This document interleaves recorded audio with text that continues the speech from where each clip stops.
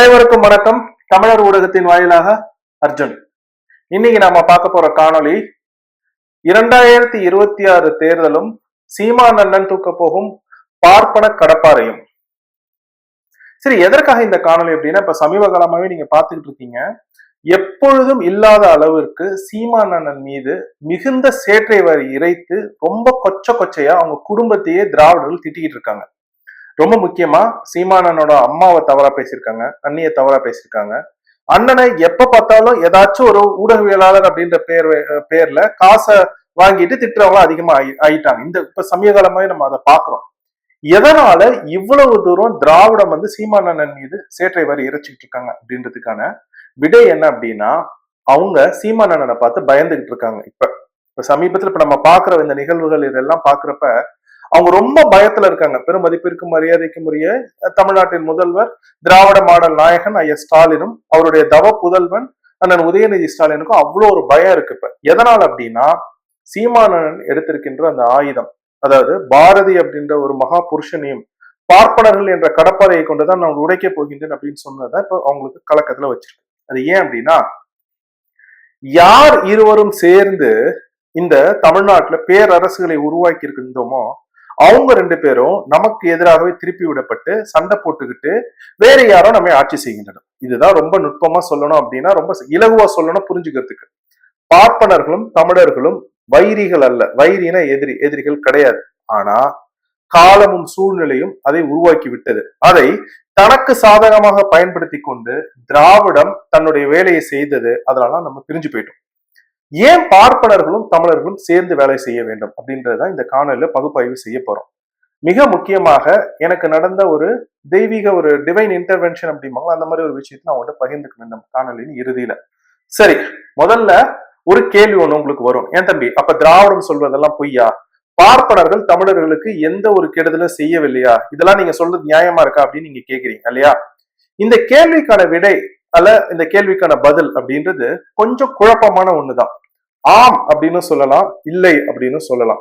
இப்ப இதை நான் உங்களுக்கு எப்படி விளக்குறது அப்படின்னா, இப்ப நான் உங்ககிட்ட சொல்றேன், அதாவது ஆங்கிலேயர்கள் இந்தியாவை ஆட்சி செய்தனர், அதுதான் இந்தியாவின் நாட்டிற்கான வரலாறு அப்படின்னு நான் சொன்னேன்னா நீங்க என்ன நினைப்பீங்க? ஏம்பா எப்படிப்பா அது நம்ம வரலாறா இருக்கும், அது ஆங்கிலேயர்களோட வரலாறாப்ப இருக்கும் அப்படின்னு நீங்க சொல்லுவீங்களா இல்லையா? அதைத்தான் நானும் உங்களுக்கு சொல்றேன். பார்ப்பனர்களுக்கும் தமிழர்களுக்கும் சிக்கல் வந்தது இது எல்லாமே 1500க்கு மேலதான். அப்ப தமிழினம் சுதந்திரமாக வாழ்ந்த பொழுது என்ன நடந்துச்சு அப்படின்றத நம்ம பார்க்கணும். தமிழர்கள் அடிமையானப்ப என்ன நடந்துச்சு அப்படின்றத நம்ம பார்க்கணும். இப்ப ரொம்ப சுலபமா பார்ப்பனர்கள் தமிழர்கள் கெடுதலே செய்யலையே அப்படின்னா செஞ்சிருக்காங்க. ஆனா அது 1500க்கு மேல நடந்தது. 1500 முன்னாடி பார்ப்பனரும் தமிழர்களும் ஒற்றுமையா இருந்திருக்கும். அப்ப நம்ம பேரரசுகளை உருவாக்கி இருக்கோம். இப்ப இந்த 1500க்கு மேல என்ன நடந்துச்சு? விஜயநகரம் உள்ளார வராங்க, தமிழர்கள் தங்கள் அடையாளங்களை இழக்க ஆரம்பிக்கின்றோம். கோயில்ல இருந்து தமிழை வெளியேற்றுறாங்க, அதுவும் நம்மளுக்கு தெரியுது. அவங்க கோயில்ல இருந்து தமிழை வெளியேற்றிய பிறகு என்ன நடக்குது? தமிழ் எங்கேயுமே இல்லாம போகுது. தமிழ் பேசினாலே, அதாவது ஒரு 250 வருட காலம் இந்த விஜயநகர ஆட்சியில தமிழே கிடையாது. தெலுங்கும் சமஸ்கிருதம் தான் ஆட்சி அதிகாரம் செலுத்துகின்றது. அப்ப அந்த காலகட்டத்துல அது முடிஞ்சு அதுக்கப்புறம் ஆங்கிலேயர்கள் ஆட்சி வருது. ஆங்கிலேயர்கள் ஆட்சியில பார்ப்பனர்கள் கல்வி கற்கிறாங்க, கல்வி கற்று உயர்ந்த வேலைகளுக்கு போறாங்க, உத்தியோகங்கள் போறாங்க. அப்ப அவங்க போறப்ப என்ன நினைக்கிறாங்கன்னா, அவங்களுக்கு ஒரு செருக்கு ஒண்ணு ஏற்படுது. அவங்க என்ன நினைக்கிறாங்கன்னா, தமிழர்கள் இப்படிதான் கீழே இருந்திருக்காங்க நம்மளுக்கு கீழே அப்படின்னு வரலாறு தெரியாம அவங்க நினைக்க ஆரம்பிச்சோன்னு என்ன பண்றாங்க?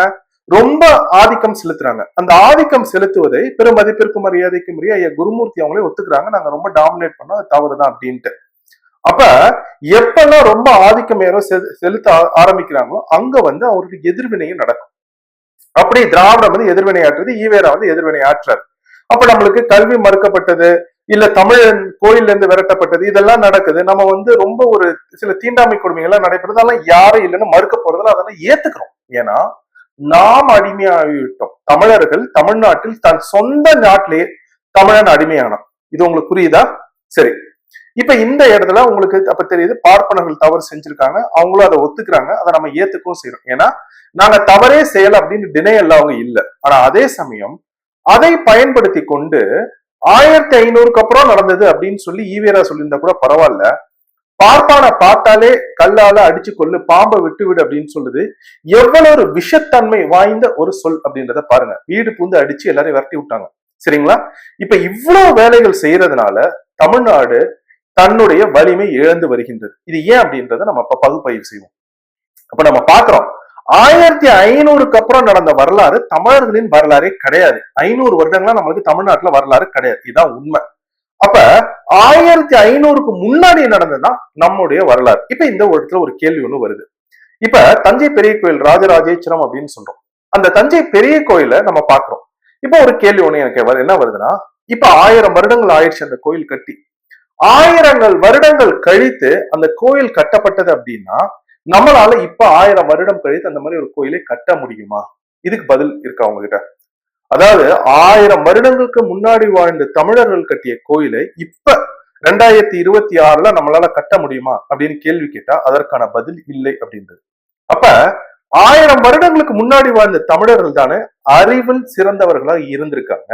இந்த கேள்வியை கேட்டோம்னா உடனே சிரிப்புறா, என்னப்பா நீ நம்மளாம் இப்ப ஏஐ வந்துருச்சு, மகிழ்ந்து அவ்வளவு வேகமா போகுது, தொடர் வண்டி அவ்வளவு வேகமா போகுது, செயற்கைக்கோள்லாம் விடுறோம் அப்படின்னு. அதெல்லாம் சரி, அதெல்லாம் யாருடைய அறிவு? தமிழர்களின் அறிவா? அதெல்லாம் யாரோ வெள்ளக்காரன் பண்றோம், அதை நம்ம பயன்படுத்துறோம். பயன்படுத்தி நம்முடைய அறிவுன்னு எப்படி சொல்ல முடியும்? நம்முடைய அறிவு அப்படின்றது அந்த கோயிலை கட்டியது இல்லையா, தெற்காசியா முழுக்க நம்ம வணிகம் செஞ்சது, இதெல்லாம் தானே நம்மளுடைய அறிவு. அப்ப அந்த அறிவை நாம இழந்துட்டோமா இல்லையா? வெள்ளைக்காரன் உருவாக்கிய ஒன்றை பயன்படுத்தி கொண்டு நம்முடைய அறிவு அப்படின்னு நம்ம எப்படி சொல்ல முடியும்? அப்ப உங்களுக்கு ரொம்ப நல்லா தெரியுது, 1000 வருடங்களுக்கு முன்னாடி வாழ்ந்த தமிழர்களுக்கு இருந்த அறிவு இப்ப நம்ம கிட்ட இல்ல. நாம எதையோ பயன்படுத்துறோம், என்னமோ ஒண்ணு படிக்கிறோம், வேலைக்கு போறோம், காசு சம்பாதிக்கிறோம், அதனால நம்ம உயர்ந்துட்டோம்னு நினைக்கிறோம். ஆனா அது உண்மை கிடையாது. இன்னும் சொல்ல போனா தமிழர்கள் தங்களுடைய அறிவை இன்னும் முழுமையா பயன்படுத்தல அப்படின்றதா என்னுடைய வாதமா இருக்கு. இப்ப இந்த இடத்துல ஒரு கேள்வி ஒண்ணு வருது. அப்ப 1000 வருஷத்துக்கு முன்னாடி தெய்வம் அப்படின்ற ஒன்றை உணர்ந்து உலகத்திலேயே மிக சிறந்த ஒரு கோயில் ஒன்றை கட்டியவர்கள் தமிழர்கள். இப்ப இந்த கோயில் உலகத்துல வேற எந்த இடத்துலயுமே இல்லாம தமிழ்நாட்டுல தெய்வத்தின் அந்த ஒரு சக்தியை உணர்ந்து கட்டியிருக்காங்க அப்படின்னா அதற்கு பார்ப்பனர்கள் எவ்வளவு பெரிய ஒரு வேலையை செஞ்சிருக்காங்க நம்ம புரிஞ்சுக்கணும். இந்த கோயிலை கட்டியது பெருந்தச்சர்கள், அதுல மாற்று கருத்தே கிடையாது. பெருந்தச்சர்கள் தான் கோயில் கட்டினாங்க. அந்த கோயிலை ஆனால் கட்ட வேண்டும், அந்த மாதிரி ஒரு கோயிலை கட்டணும் நம்ம தெய்வத்துக்கு அப்படின்னு சொன்னது ஈசான சிவ பண்டிதர், சர்வ சிவ பண்டிதர் அப்படின்ற இந்த 2 பேர் தான்.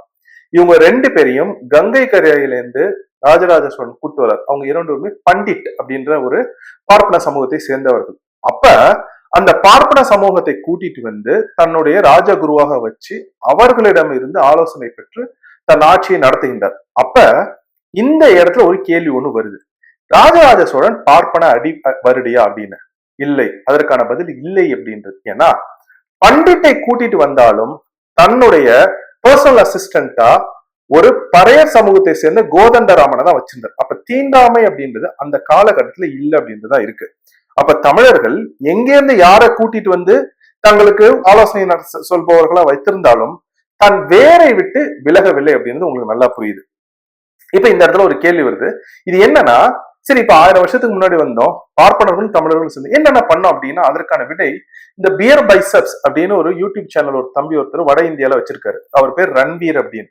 அவரோட காணொலிகளை பாக்குறப்ப அவர் சமீபத்துல ஒரு காணொலியில சொல்லியிருந்தாரு, அதாவது 1000 வருடங்களுக்கு முன்னாடி இப்ப எப்படி அமெரிக்கா இருக்கோ, யுனைடெட் ஸ்டேட்ஸ் ஆஃப் அமெரிக்கா இருக்கோ, அந்த மாதிரி 1000 வருடங்களுக்கு முன்னாடி தமிழ்நாடு தான் இருந்துச்சு அப்படின்னு ஒரு வட இந்திய யூடியூப் தம்பி சொல்றாரு. அவர் சொல்வது 100க்கு 100 உண்மை. அப்ப இவ்வளவு நன்றாக இருந்த ஒரு அமெரிக்கா மாதிரி இருந்த தமிழ்நாடு ஏன் வீழ்ந்தது? உங்களுக்கு புரியுது. அப்ப ஏன் வீழ்ந்தது? சரி, இப்ப இவங்களோட வாதத்துக்கு வருவோம். அவன் என்ன சொல்றான், நீ பார்ப்பன அடிவரடி, சோழனுக்கு ஒண்ணும் தெரியாது, பாண்டியனுக்கு ஒண்ணும் தெரியாது, சேரனுக்கு ஒண்ணும் தெரியாது, திராவிடம் தான் எல்லாம் இது பண்ணுச்சுன்றாரு இல்லையா? ஐயா திராவிட மாடல் ஆட்சி. எனக்கு என்னன்னா, இந்த 70 வருடங்கள்ல திமுக ஆட்சிக்கு அதிமுக ஆட்சிக்கு தமிழ்நாட்டிலிருந்து என்ன உருவாக்கி உலகத்துல எல்லாரும் பயன்படுத்துறான்? ஒன்னே ஒண்ணு சொல்லுங்க. எனக்கு தெரிஞ்சு ஒன்னே ஒண்ணு இருக்கு. அது என்னன்னா ஜோஹோ அப்படின்னு ஐயா ஸ்ரீதர் வேம்பு இருக்காங்களா, அவங்களோட ஒரு நிறுவனம். அந்த நிறுவனத்தை உலகத்தில் இருக்கிற நிறைய நிறுவனங்கள் பயன்படுத்துறாங்க அவரோட மென்பொருளை. அப்ப இவர்களோட கூற்றுப்படி ஒரு பார்ப்பனர். அப்படி பார்த்தாலுமே ஒரு பார்ப்பனர் உருவாக்கிய மென்பொருளை தான் உலகத்துல எல்லா இடத்துலயும் பயன்படுத்துறாங்க. அப்ப நாங்க ஏதோ புதுசா படைச்சிட்டோம், நாங்க ஏதோ கிழிச்சிட்டோம் அப்படின்னு இந்த திராவிட மாட ஆட்சியாளர்களும் இந்த திராவிடம் பேசும்போது எதற்காக கொக்கரிக்கின்றனர் அப்படின்ட்டு எனக்கு புரியல. ஏன்னா நாம 1000 வருடங்களுக்கு முன்னாடி அமெரிக்கா மாதிரி எழுதிருக்கோம், இப்ப நம்ம அப்படி இருக்க முடியல. அப்ப அதற்கான என்ன காரணம் அப்படின்னு தேடணும்னா பார்ப்பனர்களும் தமிழர்களும் பிரிந்ததுதான். ஏன்னா தம்பி இப்படி சொல்ற அப்படின்னா நான் உங்களுக்கு சில விஷயங்கள் உங்களுக்கு சொல்றேன். பார்ப்பனர்கள் தவறு பண்ணாங்களா அப்படின்னா அதை நம்ம பார்த்தோம். அவங்க தவறு பண்ணிருக்காங்க, அதை ஐயா குருமூர்த்தியுமே ஒத்துக்கிறாங்க. இப்ப பார்ப்பனர்கள் கிட்ட இருக்கிற நல்ல குணங்கள் என்னென்ன அப்படின்றத பார்ப்போம். அப்ப பார்ப்பனர்கள் கிட்ட இருக்கிற நல்ல குணம் என்ன அப்படின்னா, முதன்மையான குணமா நான் நினைக்கிறது பார்ப்பனர்கள் கிட்ட அவர்கள் குழந்தை வளர்ப்பு. ஒரு நல்ல குழந்தையை நம்ம வளர்த்துட்டோம்னு வச்சுக்கேன், நாட்டை பற்றி நம்ம கவலைப்பட வேண்டாம், அவனே இந்த நாட்டை நல்லபடியே கொண்டு வந்துருவான். அப்ப பார்ப்பனர்கள் உலகத்துல அவங்கள மாதிரி குழந்தைகள் வளர்க்க முடியாது. இதை ஏன் நான் சொல்றேன்னா, என் நண்பர் ஒருத்தர் பார்ப்பனர் சில வருடங்களுக்கு முன்னாடி, 4-5 வருடங்களுக்கு முன்னாடி அவரோட மகள் வந்து பரதநாட்டியம், இங்க கோயில்ல ஒரு பரதநாட்டியம் என்ன கூப்பிட்டு நீ வாப்பா அப்படின்ட்டு நானும் போயிருந்தேன். அவரோட மகள் பரதநாட்டியம் ஆடினாங்க. இன்னொரு பொண்ணு, அது ஒரு பார்ப்பன பெண் தான், அந்த பொண்ணு பரதநாட்டியம் ஆடினாங்க. அந்த பெண் பரதநாட்டியம் ஆடினப்ப அந்த பொண்ணோட அப்பா, அவரும் ஒரு பார்ப்பனர், அந்த பார்ப்பன பெண் என் நண்பரோட மகளோட இன்னொரு பொண்ணு ஆடுச்சுங்களா, அந்த அந்த பெண்ணு அவங்க அப்பாவும். அவங்க அப்பா என்ன பண்றாங்கன்னா, அந்த பெண் ஆடுறத ஒளிப்பதிவு பண்றாங்க. சரிங்களா, ஒளிப்பதிவு பண்றாங்க அந்த பெண் எப்படி பரதநாட்டியம் ஆடுறாங்கன்றது. பரதநாட்டியம் ஆடி முடிச்சோன்னா அந்த பொண்ணு வந்தாங்க, அவங்க கிட்ட இந்த பாரமா அப்படின்னு ஒளிப்பதிவை காமிச்சு, நீங்க இந்த இடத்துல சரி பண்ணணும், இதை இப்படி நல்லா ஆடின, இதை இன்னும் மெருகேற்றணும் அப்படின்னு சொல்றாங்க. எனக்கு ரொம்ப வியப்பா போயிடுச்சு. என்னன்னா, எப்படி இவ்வளவு தூரம் தன் குழந்தை நல்லா வளரணும் அப்படின்றதுக்காக தன் குழந்தைகள் நல்லபடியா ஒரு கலையை கற்றுக்கொள்ள வேண்டும் அப்படின்னு ஒரு குடும்பம் இருக்கும். எனக்கு ரொம்ப வியப்பா இருந்துச்சுப்பா. ஏன்னா அந்த மாதிரி நம்ம பாக்குறது கிடையாது. இப்ப எங்க எங்க குடும்பத்துல நான் நிறைய விஷயங்கள் பண்ணாலுமே அந்த அளவுக்கு பெற்றோர்கள் வந்து ஈடுபாடு கொண்டு அவங்கள வளர்த்தெடுத்தாங்கன்னா அது அது வந்து பெரிய விஷயமா எனக்கு தோணுச்சு. ஏன்னா இப்ப நான் கராத்தே கத்துப்பேன், அதெல்லாம் கத்துப்பேன், எங்க அப்பா பாப்பாங்க, அவ்வளவுதான். ஆனா ஒரு காணொளி ஆவணமா எடுத்து அந்த ஆவணத்துல அந்த பொண்ணு என்னென்ன சரியா பண்ணிருக்கு, என்னென்ன தவறா பண்ணிருக்குன்னு சுட்டி காட்டி அதை பொறுமையா எடுத்து சொல்றாங்க பாரு, அதுதான் பார்ப்பனர்களின் வெற்றிக்கு முதன்மையான காரணம். நீங்க நினைச்சு பாருங்களேன், எல்லா இசைக்கருவிகள் அவங்க கத்து தருவாங்க குழந்தைகளுக்கு, பாடல்கள் கற்று தருவாங்க. அந்த இசைக்கருவிகளை குழந்தைகள் ஒழுங்கா வாசிக்கிறாங்களா அப்படின்னு பார்ப்பாங்க. அவங்க கூடவே உட்கார்ந்து அவங்க நல்லா வாசிக்கிற வரைக்கும் வாசிக்க இது பண்ணுவாங்க. ஒவ்வொரு விஷயமும் தன் குடும்பத்திற்காக, தன் குழந்தைகளுக்காக, தன் வாழ்க்கையை குடும்பத்துக்காகவும் குழந்தைகளின் வளர்ச்சிக்காகவும் அர்ப்பணிப்பவர்கள் பார்ப்பனர்கள். அதனாலதான் அவங்க எல்லா துறைகளிலும் வெற்றி பெறுகின்றனர். அவங்க வந்து பிறப்பிலேயே அறிவாளிகள் அதெல்லாம் கிடையாது. ஸ்ரீனிவாச ராமானுஜம் இருக்காரு, ஏன்னா அவருக்கே தெரியல அவருக்கு எப்படி சில விஷயங்களுக்கு வந்து விடை வந்துச்சு, அது தெய்வீக அருள் தான். ஆனா அவரை தாண்டி நீங்க பாத்தீங்கன்னா பெரும்பாலும் வளர்ப்பு அந்த குழந்தைகளுக்கு ஒரு கலையை கற்றுத்தருவது, அந்த கலையை அவங்க கற்றுத்தந்து அவங்க அதுல மேம்பட்டு பெரிய அளவுக்கு வர வரைக்கும் அவங்க கூடவே வந்து கற்றுத்தருவது, இதெல்லாம் தான் பார்ப்பனர்கள் பொது வெளியில் சொல்ல வேண்டும். அவங்க கிட்ட நிறைய நல்ல குணங்கள் இருக்கு, ஆனா அவங்க பொது வெளியில சொல்ல மாட்டாங்க.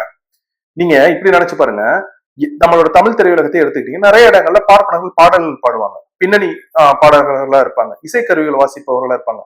இதெல்லாம் அவங்க ஒரு ஒரு ஒரு கலையை கத்துக்கிறாங்க. நம்ம வந்து அவங்களுக்கு எவ்வளவுதான் திட்டினாலும் அவங்க எப்படி இப்படி இதுல வளர்ந்து வராங்க?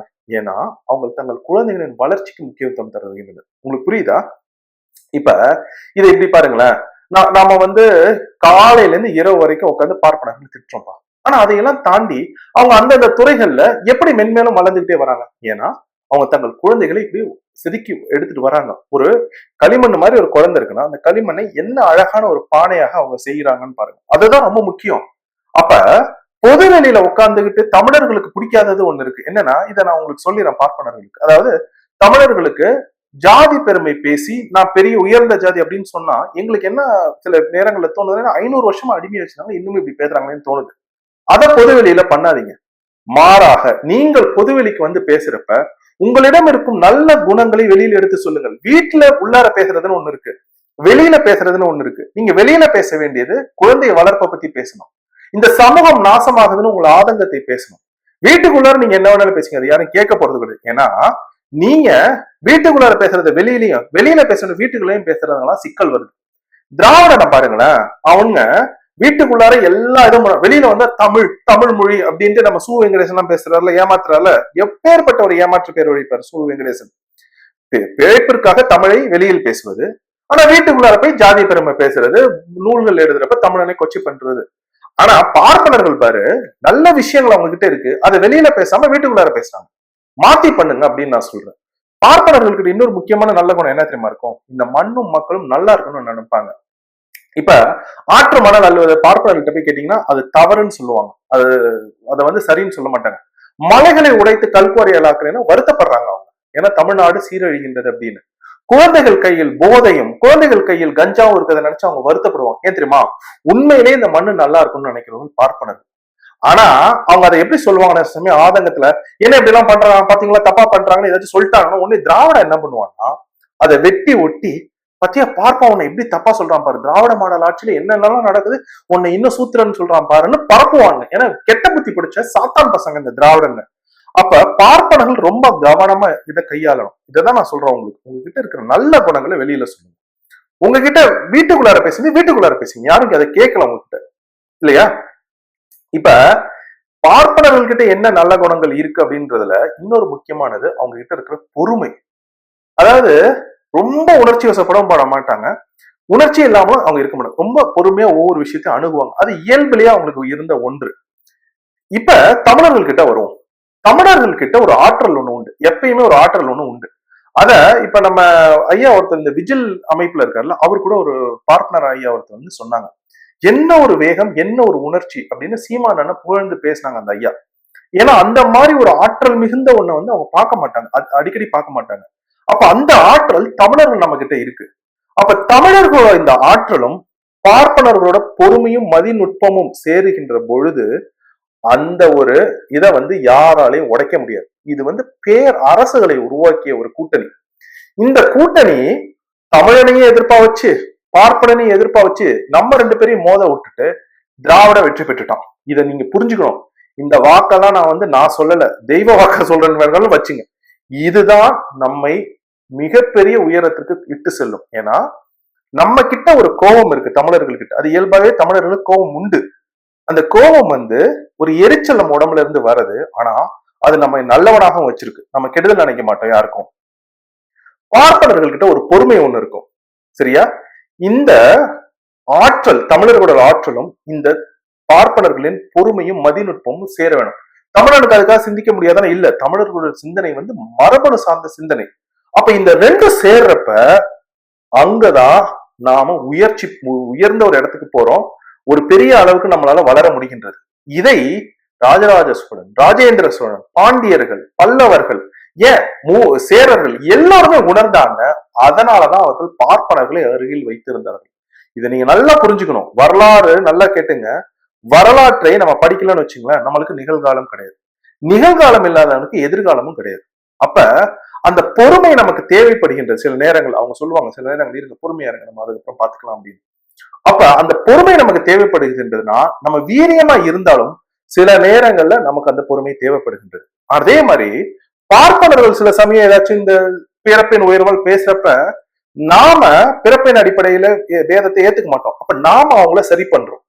இருவழி சாலை மாதிரி பார்ப்பனர்களும் இதனால பயன்பெறுவாங்க, தமிழர்களும் இதனால பயன்பெறுவாங்க. இதை நல்லா புரிஞ்சுக்கணும். இதை புரிஞ்சுக்காம ரெண்டு பேரும் சண்டை போட்டு இருந்தா நாசமா போயிடும். இது உங்களுக்கு புரியுதுல? அப்ப பேர் அரசுகளை நம்ம உருவாக்கி இருக்கோம். We build things. நம்ம தமிழர்கள் வந்து உருவாக்குபவர்கள், அழிப்பவர்கள் கிடையாது நம்ம. அப்ப நம்ம கூட அவங்க பக்கத்துல இருக்கிறப்ப, பார்ப்பனர்கள் இருக்கிறப்ப நமக்கு வளர்ச்சி மட்டும்தான் தெரியும், சரியா? நான் உங்ககிட்ட அடிக்கடி சொல்லியிருக்கேன், அதாவது பறையர்களின் விடுதலை தமிழர்களின் விடுதலை, தமிழர்களின் விடுதலை இந்தியாவின் மறுமலர்ச்சி அப்படின்னு நான் சொல்லியிருக்கேன். அப்ப நாம என்ன பண்ணணும் அப்படின்னா, பறையர்கள், பார்ப்பனர்கள், தமிழர்கள், எல்லா சமூகமும், இஸ்லாமியர், கிறிஸ்தவர்கள் அனைவரும் ஒன்றாக இருக்க வேண்டும். சரி அர்ஜுன், இப்ப இதெல்லாம் நீ சொல்ற, இப்ப பார்ப்பனர்கள் வந்து சமஸ்கிருதம் தான் உயர்ந்த மொழி, தமிழ் வந்து அதெல்லாம் கிடையவே கிடையாது. இந்த மண், அந்த மண்ணுக்கு ஒரு குணம் உண்டு, ஒவ்வொரு மண்ணுக்கும் ஒரு குணம் உண்டு. தமிழ் மண்ணுக்கு ஒரு குணம் உண்டு, அது தெய்வீகத்தன்மை உடைய அந்த மண். அந்த மண் தெய்வீகத்தன்மை அடைந்தது தமிழ் மொழியினாலதான். இதை நீங்க எல்லாரும் புரிஞ்சுக்கணும். என்னைக்குமே தமிழர்கள் தங்களுடைய வேர்ல இருந்து விலகி போக கூடாது. பார்ப்பனர்கள் நம்ம கூட வரணும், ஆனா நாம நம் வேரை விட்டு விலகி போக கூடாது. ஏன்னா இந்த வேர் தான் இந்தியாவிற்கு வழிகாட்டுகின்ற வேர். இதை நல்லா புரிஞ்சுங்க. நாங்கள் எங்கள் தனித்தன்மையை தமிழர்கள் இழந்து விட்டோம் என்றால் இந்தியா தத்தளிக்கும். அப்ப தமிழர்கள் நாங்கள் எங்கள் தனித்தன்மையை வச்சிருக்கணும்னா நாங்கள் தமிழ் மொழி தான் எங்களுக்கு வேறாக நாங்க பயன்படும். இதை நான் ரொம்ப தெளிவாவே சொல்றேனே. பார்ப்பனர்கள் இந்த 500 வருடங்களாக தமிழ் மொழி கோயிலை விட்டு வெளியேறதுனால அவங்க என்ன நினைக்கிறாங்கன்னா சமஸ்கிருதம் தான் உயர்ந்த மொழி அப்படின்றாங்க. அது கிடையாது. ஆரியம் பாடும் மூவர், நல்லா கேட்டுங்க, கல்வெட்டு வரி இது, தஞ்சை பெரிய கோயில் இருக்கிற கல்வெட்டு வரி. ஆரியம் பாடும் மூவர், 3 பேரு சமஸ்கிருதம், தமிழ் பாடும் 4 4 பேரு தமிழ். இதைத்தான் ராஜராஜ சோழன் தஞ்சை பெரிய கோயில நடைமுறைப்படுத்தினார். இந்த கல்வெட்டை எந்த பார்ப்பனர் இல்லைன்னு சொல்லுவார்? அப்ப எனக்கு எங்க அம்மா அப்பா சொல்லி கொடுத்தது வரலாறு இல்லப்பா, கல்வெட்டுகளிலிருந்து படிப்பதுதான் வரலாறு. தமிழ் ஒரு இறைமொழி. தமிழ் இறைமொழி கருவறையில பாடப்படல அப்படின்னா நம்ம என்ன பண்ண முடியும் சொல்லுங்க? ஐயா குடவாயில் பாலாசுரம் கிட்ட போயிட்டு நீங்க தஞ்சை பெரிய கோயில் தமிழ் பல்கலைக்கழகமா அப்படின்னா ஆமான்னு சொல்லுவாங்க. அங்க தமிழ்தான் பாடப்பட்டது அப்படிம்பாங்க. கோயில்ல இருக்கிற சிவ பிராமணர்கள் சிவாச்சாரிகள் தமிழை தாய்மொழியை கொண்டவர்கள். அவர்கள் இந்த 500 வருடங்களா தமிழன் அடிமையானதுனால சமஸ்கிருதத்துக்கு முக்கியத்துவம் கொடுக்க ஆரம்பிச்சிட்டாங்க. அப்ப பார்ப்பனர்களா இருந்தாலும் இதை நீங்கள் புரிந்து கொள்ள வேண்டும். ஒண்ணு இல்லைங்க, உங்களுக்கு நான் ரொம்ப சுலபமா ஒண்ணு சொல்றேன். யாம் அறிந்த மொழிகளிலே அப்படின்னு ஒரு பார்ப்பனர் சொன்னார். அவனை மகா புருஷன் அப்படின்னு எல்லா தமிழர்களும் ஏற்றுக்கொள்கின்றோம். தெய்வத்தை வணங்குகின்ற அனைத்து தமிழர்களும் நாங்கள் பாரதியை மகா புருஷன் அப்படின்னு ஏற்றுக்கொள்கின்றோம். சீமான் அண்ணன் உடம்பில் ஓடுகின்ற ரத்தம் பாரதியின் ரத்தம், அர்ஜுன் உடம்பில் ஓடுகின்ற ரத்தம் பாரதியின் ரத்தம் அப்படின்னு நாங்களே ஏத்துக்கிறோம். ஏன்? தமிழ் மொழியை தூக்கி பிடித்தவன் பாரதி. உங்களுக்கு இதை விட ஒரு சான்று வேணுமா சொல்லுங்க? தமிழ்நாட்டுல இருக்கிற பார்ப்பனர்கள் இதை விட ஒரு சான்று ஒண்ணு வேணுமா? தமிழை நீங்க நல்லா படிக்கிறீங்க, நீங்க நல்லா நினைச்சு பாருங்க. தேவாரம் படிக்கிறீங்க பார்ப்பன குழந்தைகள், திருவாசகம் படிக்கிறீங்க, திருவம்பாவை படிக்கிறீங்க, திருப்பாவை படிக்கிறீங்க, ஆழ்வார்கள் எழுதுற எல்லாத்தையும் நீங்க படிக்கிறீங்க, நாலாயிரம் திவ்ய பிரபந்தம் நீங்க படிக்கிறீங்க, தமிழை பாடுறீங்க. நாங்க கூட நிறைய பாடல்கள் பாட மாட்டோம். ஆனா தமிழை விட சமஸ்கிருதம் உயர்ந்தது நீங்க எப்படி அது? அப்ப நல்லா புரிஞ்சுங்க. நாம என்னைக்குமே ரொம்ப தெளிவா வரலாற்றுல இருந்துட்டுனா நிகழ்காலத்திலயும் சரி வருங்காலத்திலயும் சரி பிரச்சனையே கிடையாது. அப்ப தமிழுக்கான முக்கியத்துவத்தை பார்ப்பனர்கள் கொடுக்க ஆரம்பிச்சாங்கன்னா அவர்களை தமிழர்கள் தலையில் தூக்கி வைத்து கொண்டாடும். நான் உங்களுக்கு சொல்றேன், சமஸ்கிருதத்தை நான் தவறா பேச மாட்டேன். ஏன் தெரியுமா? சமஸ்கிருதம் அப்படின்ற அந்த மொழி லிங்குவா பிராங்காவாக பயன்படுத்தப்பட்டது. லிங்குவா பிராங்கான என்ன அர்ஜுன் அப்படின்னா, லிங்குவா பிராங்கானா இப்ப நாம தெற்காசியால பல நாடுகளோட வணிகம் செஞ்சிருக்கோம். வணிகம் செய்யறப்ப நான் கமர் அரசர்களோட பேசணும் அப்படின்னா என்ன மொழியில பேசியிருப்பேன் வணிகத்துல? என்ன தெரியுமா பேசினேன்? சமஸ்கிருதம். அதுதான் லிங்குவா பிராங்கா.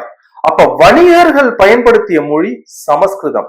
அது அவங்களோட தாய்மொழி இருக்கு கமர் மொழி, நம்மளோட வணிக மொழி சமஸ்கிருதமும் அங்க இருக்கும். அதைத்தான் செட்டியார்கள் பேசியிருப்பாங்க. நீங்க போயிட்டு செட்டியார்களோட வீடெல்லாம் பாருங்க, நாட்டுக்கோட்டை செட்டியார் வீடெல்லாம் பாருங்க. 1000 வருடங்களுக்கு முன்னாடி கட்டப்பட்ட வீடு, வணிகத்தினர் கட்டிய வீடு. அதெல்லாம் எவ்வளவு பெருசா இருக்கு. அப்ப தமிழ்நாட்டுல காசு இல்லாம இருந்துச்சு. சமஸ்கிருதத்தை வேற யார் தெரியுமா பேசியிருப்பா? இஸ்லாமியர்கள் பேசியிருப்பாங்க. இஸ்லாமியர்களும் செட்டியார்களும் சேர்ந்து வணிகம் செய்த இடம் இது. அப்ப அந்த வரலாறுலாம் நம்மளுக்கு மறந்து போச்சு.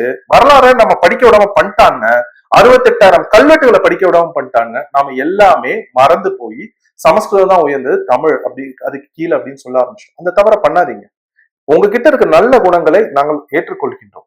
தமிழர்களோடு சேர்ந்து நம்ம ஆற்றலை பெருக்கி இந்த தமிழ்நாட்டை முதல்ல விடுதலை பெறணும். இவங்ககிட்ட இருந்து, இந்த சாத்தான்க கிட்ட இருந்து, திராவிட சாத்தான்கிட்ட விடுதலை பெற்றுட்டு தமிழ்நாட்டின் வளர்ச்சியும் இந்திய நாட்டின் வளர்ச்சியும் நாம கண்காணிக்க வேண்டும். நம்ம கவனிச்சே ஆகணும். இது நாம் வளர்ச்சி பெறுவதற்கான ஒரு காலகட்டம். சரிங்களா?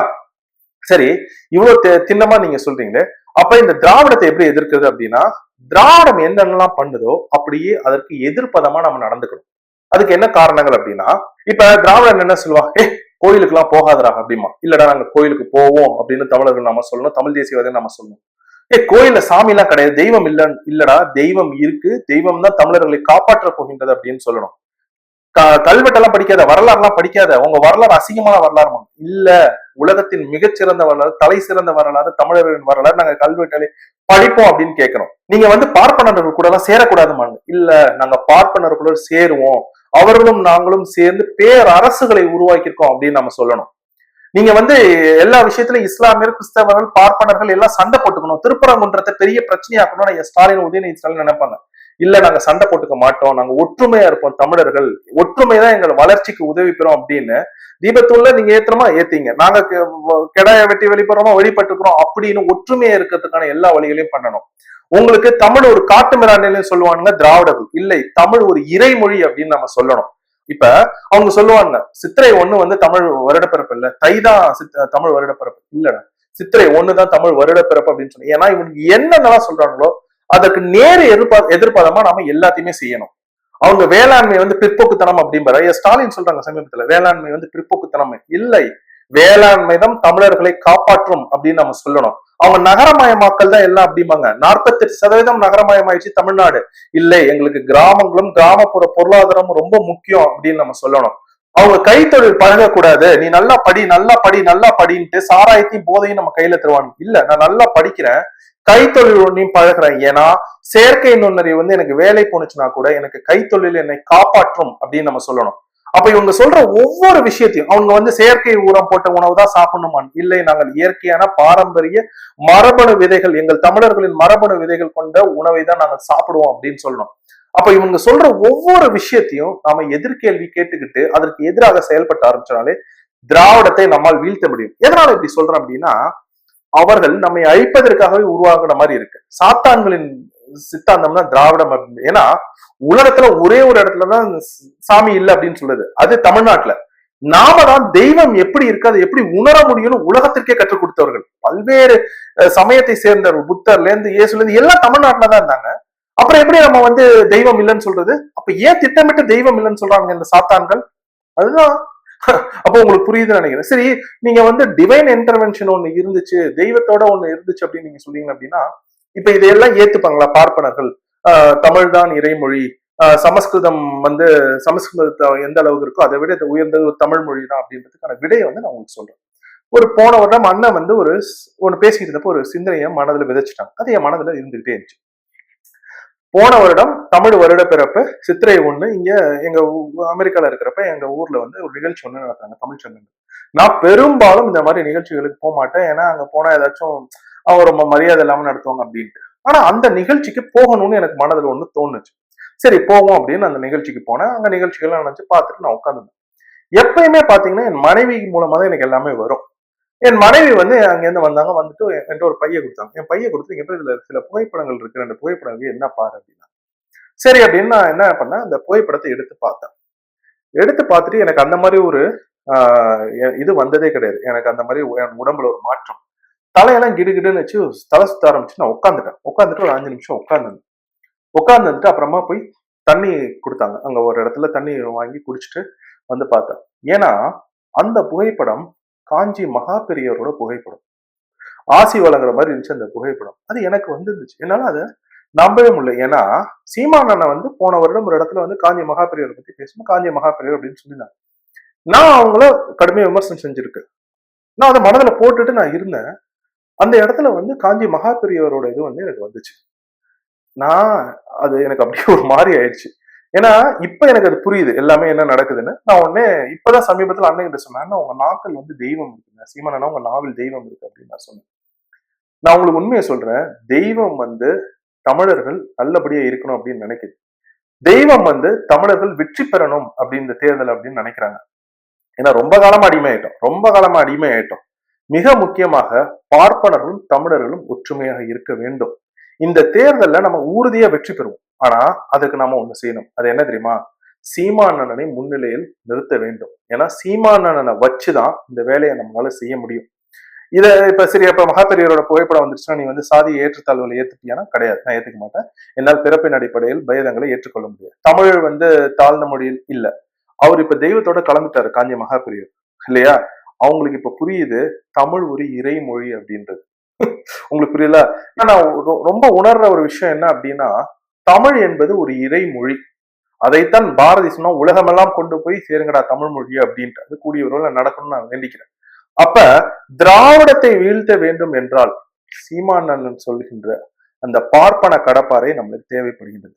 உலகத்துல வேற எப்பயுமே இல்லாமப்பா, இந்த காலகட்டம் வந்து தமிழர்களும் பார்ப்பனர்களும் ஒற்றுமையா இருந்து, ஏன்னா எல்லாமே நம்ம வந்து பார்ப்பனர்களுக்கு என்ன வேணாலும் குறை சொல்லலாம், எல்லாம் பண்ணலாம். ஆனா இத்தனை நடந்தும் அவர்கள் தெய்வம் இல்லைன்னு இந்த 70 வருடங்களாக இந்த ஈவேரன்ற சாத்தானை வச்சு அவனுக்கு பரப்பன போய் கூட தெய்வம் இருக்கணும் அப்படின்னு சொன்ன ஒரே ஒரு கூட்டம் இந்த பார்ப்பன கூட்டம். அந்த ஒரு விஷயத்துக்காக அவங்க நம்ம வந்து விட்டு கொடுக்கவே கூடாது. அதனால அவங்களோட சேர்ந்து அவங்க கிட்ட இருக்கிற நல்ல விஷயங்களை நம்ம எடுத்துக்கிட்டு நம்மளோட ஆற்றலை அவங்க பெருக்குவார்கள் அப்படின்னு நம்பி நாம அவங்களோட சேர்ந்து இந்த வேலையை செய்ய வேண்டும் அப்படின்னு சொல்லி இந்த காணொலியை நிறைவு செய்து நன்றி, வணக்கம்.